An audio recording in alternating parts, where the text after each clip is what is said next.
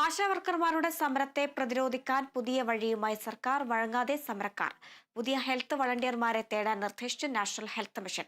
ആശമാരുടെ സേവനം ലഭിക്കാത്ത സ്ഥലങ്ങളിൽ പുതിയ വോളണ്ടിയർമാരെ കണ്ടെത്താനാണ് തീരുമാനം. വിവരങ്ങളുമായി സൂര്യ ഗായത്രി ചേരുന്നുണ്ട്. സൂര്യ, ഈ ആശാവർക്കർമാരുടെ സമരം 20 ദിവസത്തോളം ആയിരിക്കുന്നു 20 ദിവസമായിരിക്കുന്നു. ഇതിനെ പ്രതിരോധിക്കാൻ വേണ്ടിയാണ് ഇപ്പോൾ പുതിയ വഴിയുമായി സർക്കാർ മുന്നോട്ടിറങ്ങിയിരിക്കുന്നത്. കഴിഞ്ഞ ദിവസമാണ് ഈ ഹെൽത്ത് വളണ്ടിയർമാരെ തേടാൻ നിർദ്ദേശിച്ചുള്ള കാര്യങ്ങളൊക്കെ പുറത്തു വന്നിട്ടുണ്ടായിരുന്നത്. വിശദാംശങ്ങൾ എങ്ങനെയാണ്? ഹരിത, സമരം അവസാനിപ്പിക്കുന്നതിന് വേണ്ടി പലതരത്തിലുള്ള മാർഗങ്ങൾ സംസ്ഥാന സർക്കാർ നടത്തി നോക്കി. അതിൽ അധിക്ഷേപങ്ങൾ ഉൾപ്പെടെ ആശാവർക്കർമാർക്കെതിരെ ഉന്നയിച്ചു നോക്കി. പക്ഷെ അതിലൊന്നും തന്നെ സമരത്തിൽ നിന്ന് പിൻവാങ്ങി പോകാൻ ആശാവർക്കർമാർ തയ്യാറായിരുന്നില്ല. ഇപ്പോൾ പുതിയ ഒരു നീക്കം സർക്കാർ നടത്തുന്നു എന്നുള്ളതാണ്. കഴിഞ്ഞ തവണ ഈ 3 മാസത്തെയും ഓണറേറിയം കുടിശ്ശിക നൽകി കഴിഞ്ഞിട്ടും സമരം തുടരാൻ തന്നെയായിരുന്നു ആശാവർക്കർമാരുടെ തീരുമാനം. അവർ ഉന്നയിക്കുന്ന എല്ലാ ആവശ്യങ്ങളും സർക്കാർ അംഗീകരിക്കണം, അതുവരെ സമരം തുടരും, രാപ്പകൽ സമരം തുടരുമെന്ന് തന്നെയാണ് ആശാവർക്കർമാർ അറിയിച്ചിട്ടുണ്ടായിരുന്നത്. എന്തായാലും പുതിയ വോളണ്ടിയർമാരെ കണ്ടെത്താനുള്ള നീക്കം ആരോഗ്യ വകുപ്പ് തുടങ്ങി എന്നുള്ളതാണ്. അതിനോട് എന്താണ് അവർ പ്രതികരിക്കുന്നത്? സമരം അവസാനിപ്പിക്കുന്നു എന്നുള്ളതൊക്കെ തന്നെ നമുക്ക് ചോദിക്കാം. നാഷണൽ ഹെൽത്ത് മിഷൻ പുതിയ വോളണ്ടിയർമാരെ തേടുകയാണ്, എന്താണ് അഭിപ്രായം? അത് ഈ സമരത്തിൽ വരുന്ന ആളുകളുടെ ഇടയിൽ ഒരു ആശങ്ക സൃഷ്ടിക്കുക എന്നുള്ള ഒരു ദുഷ്ടബുദ്ധിയോടെയാണ് ഇത് ചെയ്തിരിക്കുന്നത്. പക്ഷേ സമരത്തിൽ വരുന്നവർക്ക് അങ്ങനെ ഒരു ആശങ്കയുമില്ല. സമരവുമായി അതിശക്തമായിട്ട് മുന്നോട്ട് പോകും. നമ്മളുടെ ഡിമാൻഡ് നേടിയെടുക്കുന്നവരെ നമ്മൾ ഈ സമരത്തിൽ ഉറച്ചു നിൽക്കും. ഇത്തരത്തിലൊരു നീക്കം നിങ്ങളെ ഒരു തരത്തിലും ബാധിക്കില്ല എന്നാണ്? ഒരു തരത്തിലും ബാധിക്കില്ല. ഈ എടുക്കുന്ന വോളണ്ടിയർമാരെ സ്ഥിരമാക്കാനൊന്നും ആരോഗ്യ വകുപ്പിന് കഴിയില്ല. അത് ഇനി വരാനിരിക്കുന്നതല്ലേ, അത് പരിശോധിച്ച് നോക്കണം. എന്തായാലും അവർക്കും ശമ്പളം കിട്ടാതാകുമ്പോൾ തെരുവിലേക്ക് ഇറങ്ങുമല്ലോ, അപ്പൊ നമ്മുടെ ശക്തി കൂടുമല്ലോ. എന്തെങ്കിലും ഒരു ആശങ്ക ആശാവർക്കർമാർക്കിടയിൽ ഇപ്പൊ നിലനിൽക്കുന്നുണ്ട്? ഇല്ല, ഒരാശങ്കയില്ല. നമ്മുടെ 3-ന്റെ പരിപാടിക്ക് വേണ്ടിയിട്ടുള്ള ഗംഭീരമായ തയ്യാറെടുപ്പ് എല്ലാ ജില്ലകളിലും നടന്നുകൊണ്ടിരിക്കുകയാണ്. അത് വൻ വിജയമായിരിക്കും. സമരം തുടരുകയാണ്.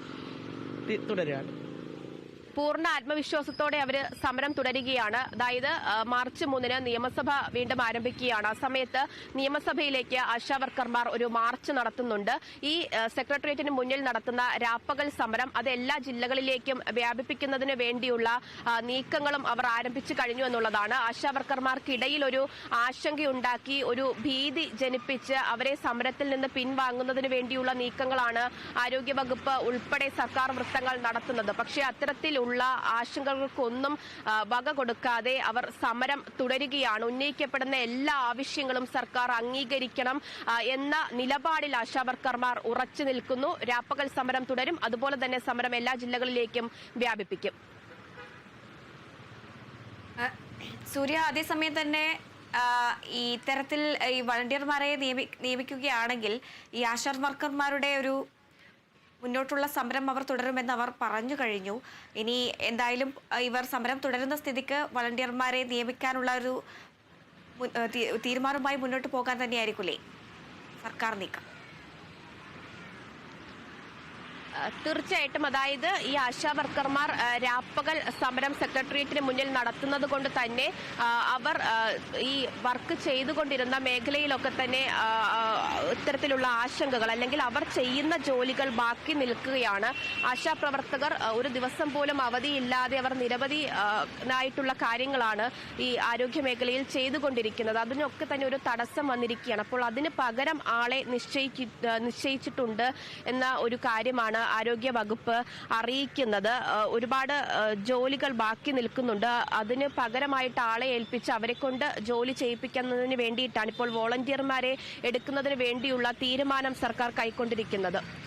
ഈ വോളണ്ടിയർമാരെ എടുക്കാനുള്ള തീരുമാനമൊക്കെ സർക്കാർ എടുത്തിട്ടുണ്ടായിരുന്നു, അറിഞ്ഞിട്ടുണ്ടായിരുന്നു. അതൊക്കെ വെറുതെ അവർക്ക് ചെയ്യാം, അങ്ങനെ പറയാനൊക്കെ അല്ലേ പറ്റത്തുള്ളൂ. കാരണം നമുക്ക് 9 മൊഡ്യൂള് ട്രെയിനിങ് കിട്ടിയ ആശാപ്രവർത്തകരാണ് ഇപ്പൊ ഇവിടെ ഉള്ള എല്ലാ ആശാപ്രവർത്തകരും. അപ്പൊ പെട്ടെന്ന് ഇവരെന്തോ ഒരു തീരുമാനത്തിൽ ഇങ്ങനെ അവർക്ക് ഇത്രയും പെട്ടെന്ന് അവർക്ക് അങ്ങനെ ഒരു ട്രെയിനിങ് കൊടുത്തിട്ടോ ഒന്നും അവർക്ക് കയറ്റാൻ പറ്റത്തില്ല. നമ്മുടെ ജനങ്ങൾ, നമ്മൾ സേവനം കൊടുക്കുന്ന ആൾക്കാർ പോലും ഇങ്ങനെ ഒരാൾ ചെല്ലുമ്പോൾ അവർക്ക് ഒരിതാണ്. കാരണം നമ്മളെല്ലാവരും നമ്മൾ ഈ സമരം കാണാത്ത ഒരാളും ഇല്ല. അപ്പോൾ അവര് വരുന്നെങ്കിൽ അവര് വന്നോട്ടെ, അവരുടെ ആഗ്രഹമല്ലേ. അവരെത്രത്തോളം ചെയ്യും എന്നുള്ളത് പിന്നീട് നമുക്ക് കണ്ടറിയാൻ പറ്റുന്ന കാര്യങ്ങളല്ലേ. ആരോഗ്യ വകുപ്പിന്റെ തീരുമാനത്തിൽ ഒരു ആശങ്കയില്ല സമരക്കാർക്ക്? ഇത് തന്നെയാണ് തീരുമാനം. സമരം.